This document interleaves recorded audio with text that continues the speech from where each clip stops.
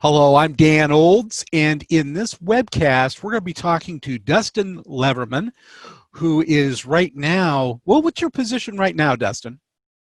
My position actually just changed. I'm the group leader for storage and archival systems at Oak Ridge National Lab. Very nice. And what did you do just before that?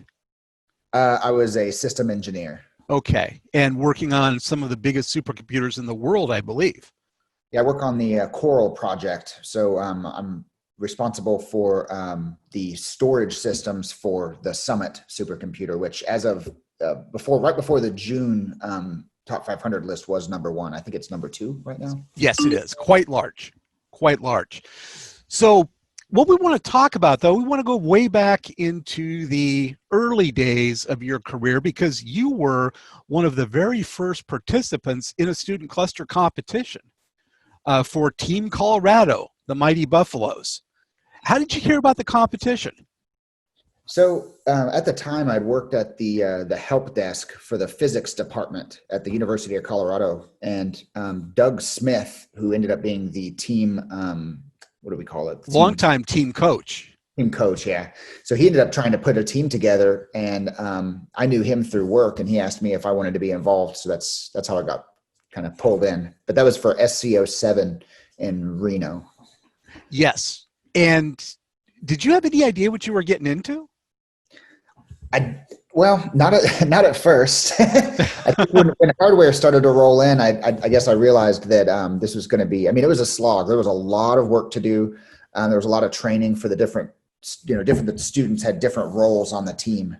My role was primarily I ran HPL. That was my responsibility was to tune HPL and run it, and then I did most of the system administration work, which is actually what my career ended up becoming. Very good.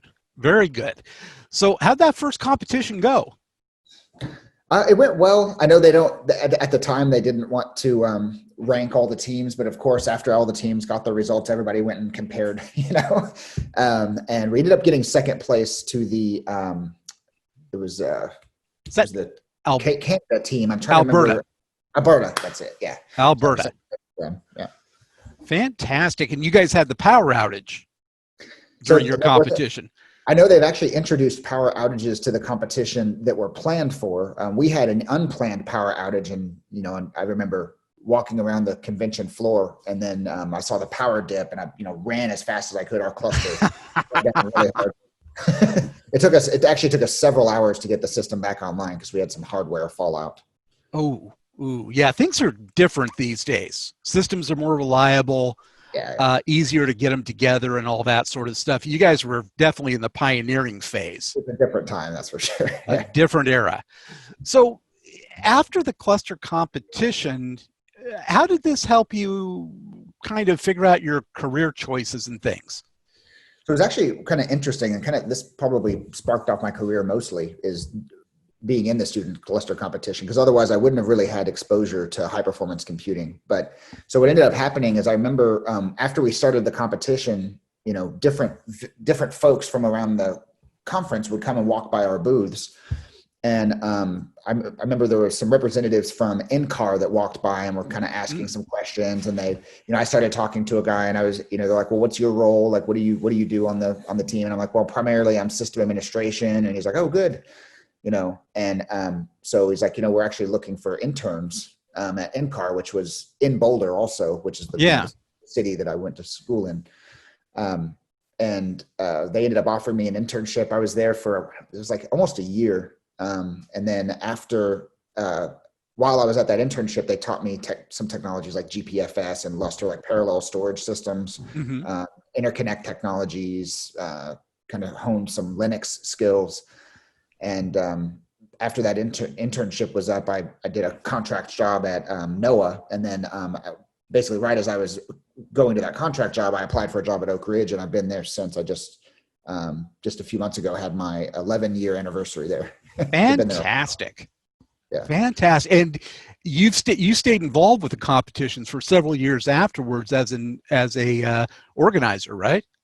So in SCO7, I participated. In SCO8, I went to SC while I was an intern. Like NCAR paid for me to be an intern, so I also helped with the cluster competition in SCO8.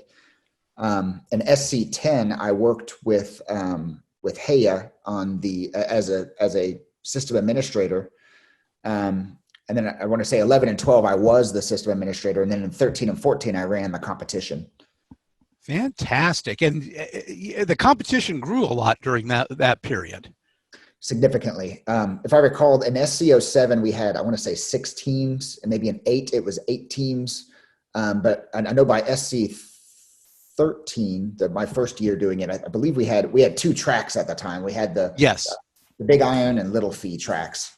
That's right. We were at 16 teams at that point. So that was, maybe it was 12 in SC13 and 16 and 14. I'm trying to remember. Yeah, it was something like that. But it's grown quite a bit. And now we're at the point where there are 3, soon to be 4 major competitions in the world. Right. Not just the SC competition. Which is really exciting. You know, like it was good for, I mean, SC kind of kicked all this off and got the idea out there. I know Brett Gorda was a pivotal component of that. And then it was, I feel like it's been such a success at SC that I know ISC has picked that up. ASC has picked that up. I believe they're doing a similar type competition in India as well. And then I know that you started. Oh, really? Yes. And I'm just starting one now.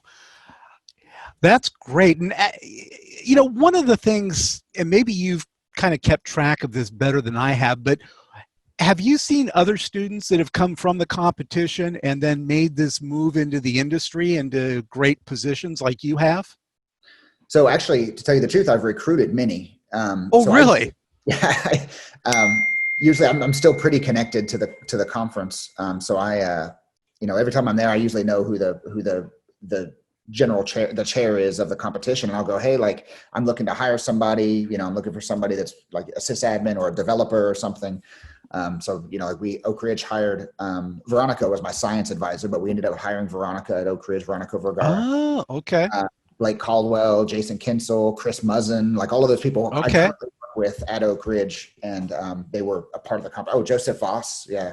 So we've hired quite a few, and I know there's some other success stories as well. I know that some Purdue folks, like Purdue students, got hired into their HPC program at the university.